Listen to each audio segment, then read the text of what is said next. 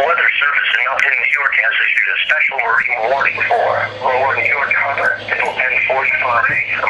At 10:27 a.m., National Weather Service Doppler radar indicated a thunderstorm capable of producing a waterspout over Dude, they just reissued it. moving northeast at 30 knots.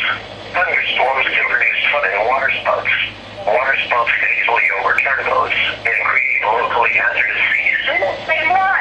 This is the same one. What the heck? Coast Guard law enforcement agency will relay a report to the National Weather Service office. Repeating, a special marine warning has been issued until 10:45 a.m. for the following marine location: New York Harbor.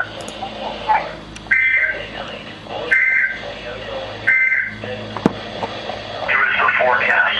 Today, That was the same exact special marine warning that was just issued.